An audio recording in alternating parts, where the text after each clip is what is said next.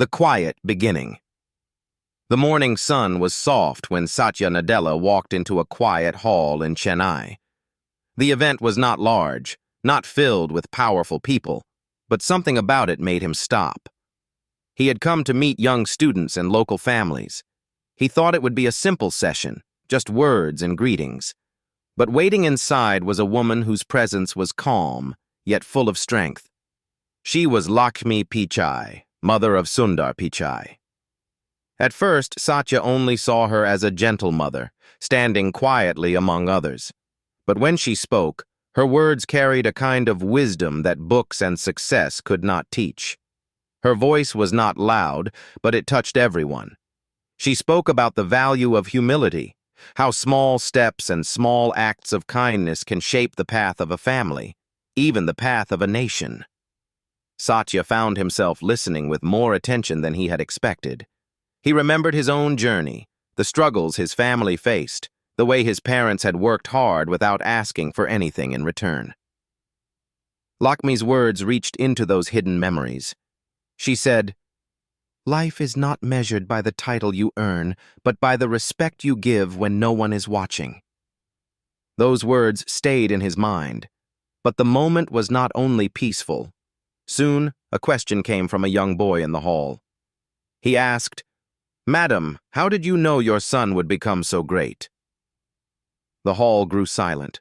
Lakhmi smiled, but there was something deep in her eyes. She said, "I did not know. I only taught him to be honest and kind. Greatness is not planned. It is built quietly in how you treat people every day."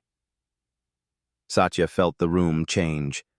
He realized these words were not only for the boy, not only for the families present. They were also for him. He had always carried the weight of leading people at Microsoft, making decisions that affected millions. Yet, in that hall, he was reminded that leadership was not about power. It was about humility and kindness. As the session ended, Satya approached Lakhmi. He thanked her, but before he could say more, she placed her hand lightly on his arm and said, "Remember, when you sit in the highest seat, sit with the heart of the lowest one." Satya froze for a moment. Those words felt simple, yet they carried the weight of truth he could not ignore. Walking out of the hall, he felt a strange tension inside him. Part of him was inspired, but part of him was unsettled. He asked himself, had he forgotten something in his own journey? Had he been so busy with goals that he left behind the essence of respect and humility? The questions stayed with him long after he left, and that was just the beginning. Satya Nadella did not know that those simple words from Lakhmi Pichai would set him on a path filled with trials, emotions, and choices that would test his heart as much as his mind. Questions that would not leave the car ride after the event felt longer than usual. Satya looked out of the window, but his mind was far away. The words of Lakhmi Pichai kept echoing inside him. Sit with the heart of the lowest one. He had heard many speeches in his life, from world leaders, from thinkers, from innovators, but none had stayed with him like this. He reached the hotel where he was staying, but instead of resting, he sat by the desk with a notebook. He wrote down her words again and again, as if writing them would give him clarity. Yet the more he wrote, the more questions grew in his mind. Had he always led with kindness? Or had he, at times, allowed ambition to overshadow humility?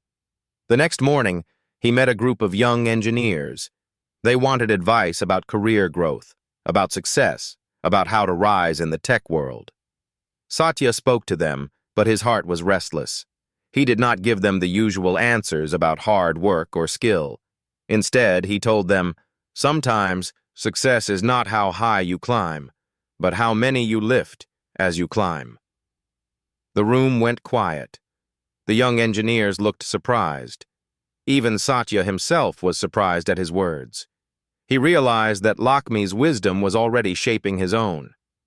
Later that week, Satya received a call from an old colleague. The colleague was struggling, feeling unseen in his work. In the past, Satya might have offered a quick solution, maybe some words of encouragement. then moved on. But this time, he paused. He listened deeply, without rushing. He gave space to the pain, the frustration, the doubts. When the colleague finally said, "Thank you for just listening," Satya felt a warmth in his heart. He realized that respect begins not in advice, but in presence. But life does not give lessons without testing them. Soon, Satya was pulled into a major decision at Microsoft. A project had failed. The numbers were bad. People were angry. Investors wanted strong action. Some voices suggested cutting jobs, moving quickly to protect the company's image. It was the kind of moment where leaders often make choices with a cold mind. Satya sat in his office late at night, papers spread across his desk. The pressure was heavy. Every option seemed hard. Yet, in the silence, Lakhmi's voice returned. "Sit with the heart of the lowest one." He thought of the people behind those numbers, the workers who had given months of effort, the families who depended on them. Suddenly, the decision was not about numbers, but about lives. He decided against the easy path of cutting people away. Instead, he called a meeting the next morning. He told his team, "We will not abandon those who trusted us with their work. We will find a way to rebuild, even if it takes longer, even if it costs us more." There was shock in the room, but also a kind of respect that could not be measured on paper. Still, not everyone agreed. Some investors were furious. They questioned his judgment. They accused him of being too soft, too emotional for a leader in the modern world. Satya felt the sting of their words, but inside, he held on to the truth he had heard in that quiet hall in Chennai. That night, as he sat alone, he thought of Lakhmi again. She had not given him a strategy. She had not spoken about business or technology. She had only spoken about humility and kindness. Yet those simple words now guided him through storms bigger than numbers or headlines. He closed his eyes and whispered to himself, "This is only the beginning. I must learn more. I must understand more." He felt a pull, almost like a calling, to return to her, to hear more of her wisdom. But he did not know if life would give him that chance again. The storm that followed days passed, and the decisions Satya had made began to spread across the company. Many workers felt relief and loyalty, knowing their jobs were safe. They whispered among themselves that the leader cared, that he did not see them as numbers. But outside the walls of the company, the noise grew louder. News outlets questioned his decision. Analysts doubted his strength. Investors pushed harder, saying he had chosen emotion over reason. One evening, Satya attended a meeting with a group of board members. The room was tense. Charts and reports were placed before him. One of the members leaned forward and said, "Satya, leadership requires toughness. Kindness is good in private life, but this is business. Do not confuse one with the other." The words stung. For a moment, he felt small, as if all his confidence was slipping away. After the meeting, he walked out into the night air. The city lights were bright, but inside, he felt heavy darkness. He thought of his family, of the people who trusted his decisions, and of the future of the company. Doubt began to grow. Was he wrong? Had he misunderstood Lakhmi's wisdom? But then he remembered something she had said in that hall. Greatness is not planned. It is built quietly in how you treat people every day. He realized she had never said kindness was weakness. She had shown that kindness was strength, the kind that does not shout but endures. The following week brought another challenge. A young engineer, part of the failed project, came to his office. Her name was Mira. She was nervous, unsure if she even had the right to speak. But Satya welcomed her. She told him about her struggles, about the nights she had worked endlessly, and how she feared her mistakes had cost the company millions. Tears filled her eyes as she said, "Sir, I feel like I failed everyone." Satya looked at her, and for a moment he saw himself years ago, full of doubt, unsure if he belonged in the world of giants. He said softly, "Mira, you did not fail. Failure happens when we stop learning. You are here because we believe in you. Let this be your step forward, not your end." Mira's eyes widened. The fear in her face softened into something else. Hope. She left the room stronger than when she had entered, and Satya realized that this was the true meaning of leadership, not to stand above, but to stand with. Still, the storm outside did not calm. One headline even read, "A soft heart may sink a strong company." Satya carried the weight of those words, but he also carried something else now. The memory of Mira's smile when she walked out of his office. The knowledge that one person had found hope because he chose respect over fear. That night, he sat by his desk once again. He opened his notebook and wrote down another line under Lakhmi's words. True leadership is not the absence of storms, but the courage to carry others through them.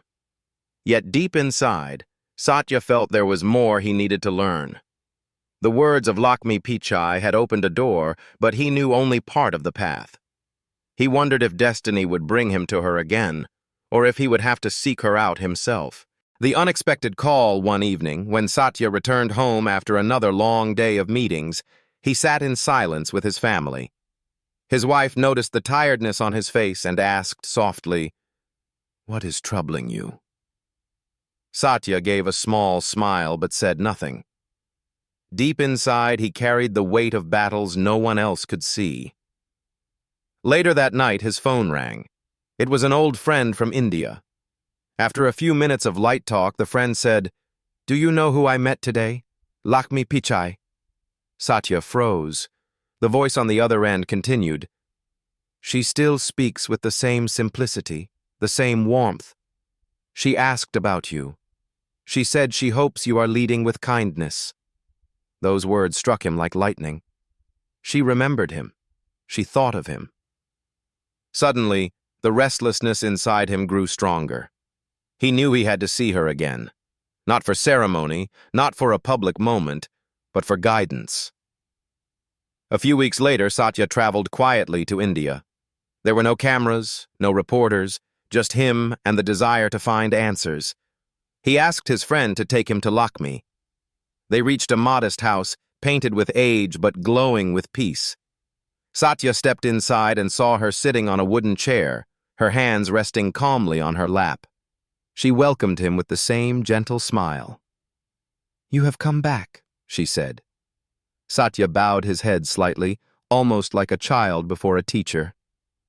"I needed to," he replied. "Your words have not left me." They spoke for hours. Satya shared his struggles, the criticism he faced, the doubts that kept him awake. He admitted, "Sometimes I feel I am not strong enough. They say I am too soft, too slow, too emotional." Lakhmi listened quietly, her eyes steady. When he finished, she said, "People confuse hardness with strength.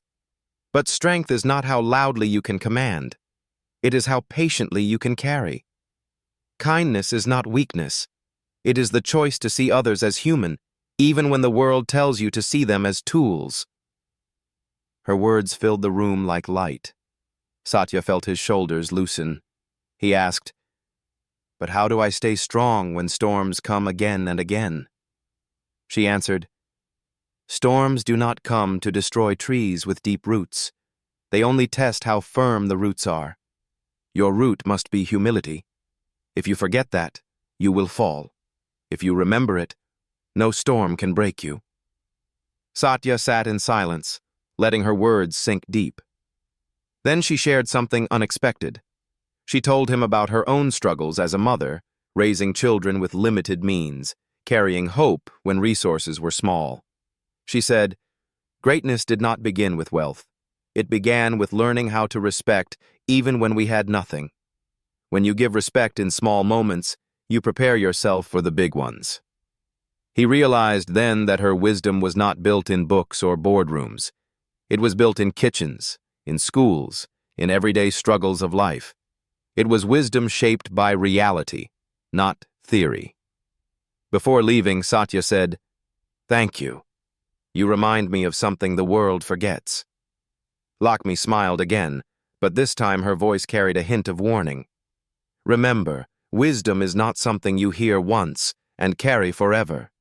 It must be lived every day. If you forget to live it, the world will remind you in painful ways." Her words stayed with him long after he left that house. He felt lighter, yet he also knew a deeper test was waiting. He had been reminded of humility and kindness, but life would soon demand he prove it in a way he had never imagined. The trial of choices weeks later, Satya returned to his routine. But something had shifted inside him. He carried Lakhmi's words like a compass. Every time he faced a decision, he asked himself, "Am I choosing with humility? Am I sitting with the heart of the lowest one?" But soon came a challenge far greater than before. One of Microsoft's global projects faced a crisis that spread across countries. A critical software update had failed, and millions of users were affected. Governments began asking questions. The media filled headlines with doubt. Inside the company, panic spread quickly.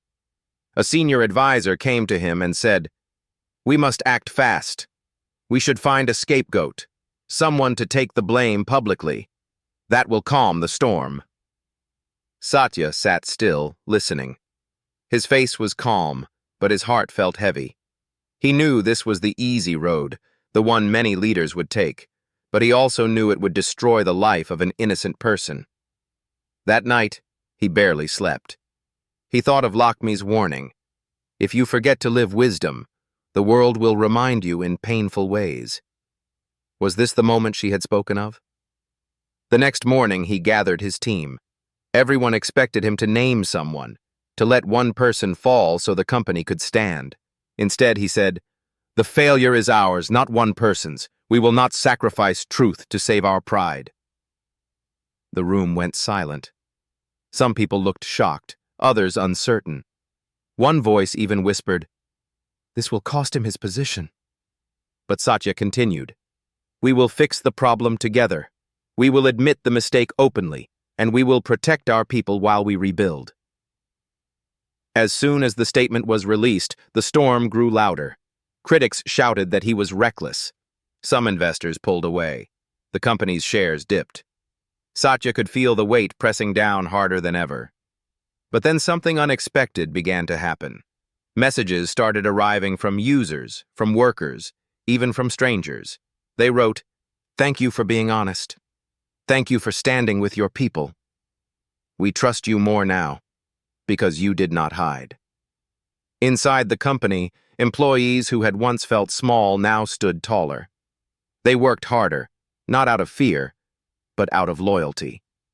They said to one another, "He did not abandon us. We cannot abandon him." The spirit of unity spread like fire. Still, the storm did not vanish. Satya faced long nights, endless questions, and constant pressure. But through it all, he held on to the words Lakhmi had given him. He realized something powerful.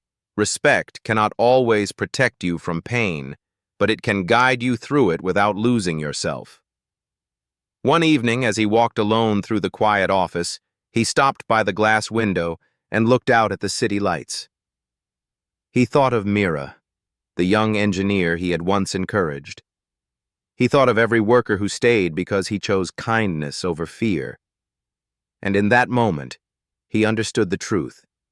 Leadership is not about avoiding storms.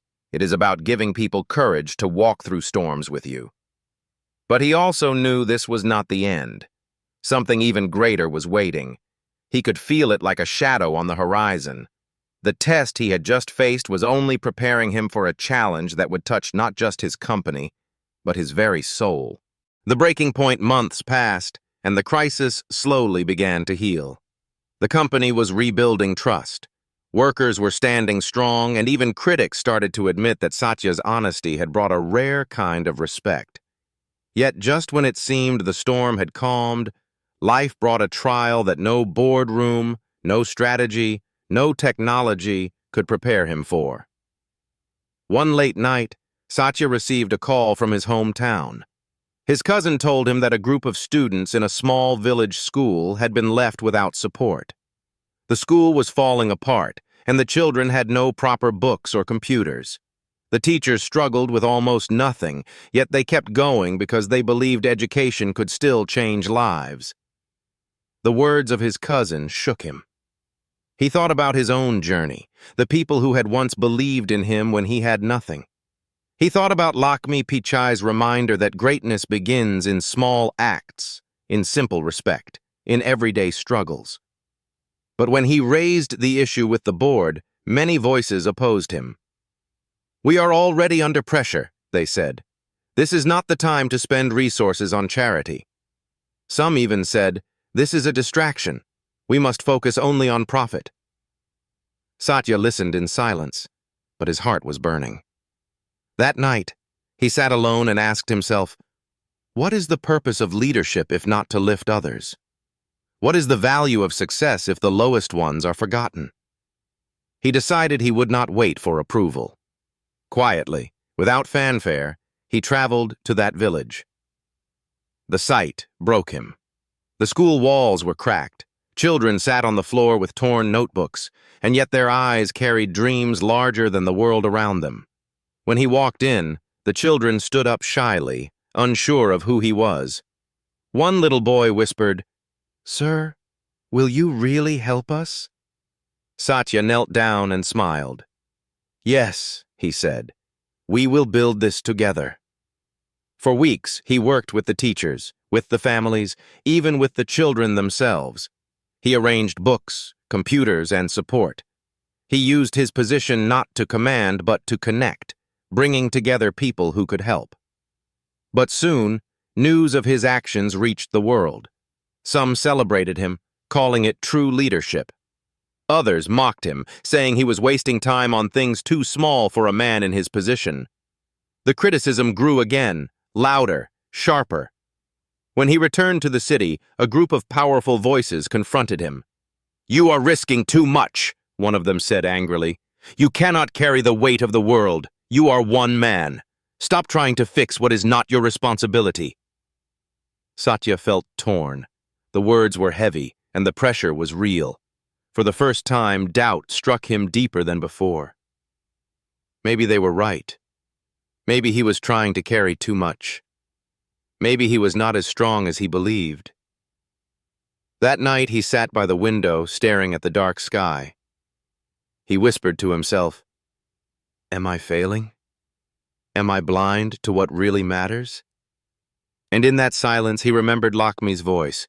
Storms do not come to destroy trees with deep roots. They only test how firm the roots are. He closed his eyes and realized something important. This was not about whether he could fix everything. It was about whether he could stay true to the wisdom he had chosen to live by. Yet the breaking point was not over. Soon, life would place before him a choice so heavy, so painful, that it would shake him more than any storm he had faced before. The final choice, the pressure on Satya kept growing. The board, the investors, and even some close advisors told him he had to step back. They said his way was unsustainable, that he was taking risks that no leader should. Whispers began to spread that his position itself might be in danger. Then came the hardest blow. During a private meeting, he was given a proposal. It was simple on paper, but heavy in reality. To save the company's future growth, they suggested closing several centers in smaller towns, including the very village school he had just supported. It would save money, impress investors, and secure short-term profit. When Satya heard it, his chest tightened. He looked at the papers before him, and in that moment, the faces of the children flashed in his mind. The cracked walls, the torn notebooks, the little boy who had whispered, "Sir, will you really help us?" He remembered his promise. But now the choice was before him. On one side was security, approval, and stability. On the other side was his promise, his integrity, and the wisdom that Lakhmi Pichai had planted in his heart. That night, he could not sleep. He walked through the quiet office halls, thinking of everything he had built, everything he could lose. Finally, he sat by the window, staring at the stars, and whispered, "What is the meaning of leadership if I cannot keep my word?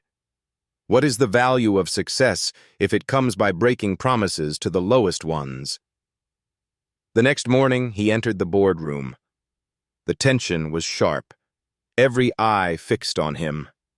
He stood tall, his voice calm, but filled with strength. "We will not close those centers," he said firmly. "We will not abandon the people who trusted us. Profit without humanity is failure in disguise. I will not lead that way." The room fell silent. Some were shocked, others angry. But Satya's decision did not shake. The weeks that followed were difficult. There were losses, there were criticisms, there were long nights of doubt. But slowly, something extraordinary began to happen. The very people who had once doubted him started to see results they had not expected. Loyalty grew stronger across the company. Trust from the public deepened. And the children in that village school, with their new books and computers, sent a letter to him. It read simply, "Thank you for keeping your promise." Satya read the letter again and again. In those small words, he found a strength greater than any approval from investors or headlines. Months later, he returned to India. Once again, he sat with Lakhmi Pichai. He shared with her what had happened, the battles he had faced, and the choice he had made. She listened quietly, and when he finished, she said, "You have learned. Greatness is not in titles or applause. Greatness is in the courage to keep respect alive, even when the world tells you to let it die." Tears filled Satya's eyes, but they were not tears of weakness. They were tears of clarity, of peace. He realized then that the wisdom he had found in her simple words was not only guidance for his work, it was guidance for his life. As he stood to leave, Lakhmi placed her hand gently on his arm once more and said, "Remember, storms will come again. But now your roots are deep. Nothing can shake you." And as Satya walked out into the warm sunlight, he knew she was right. The journey of leadership, of life, would never be free of trials. But with humility, kindness, and respect, he had found a strength that no storm could break.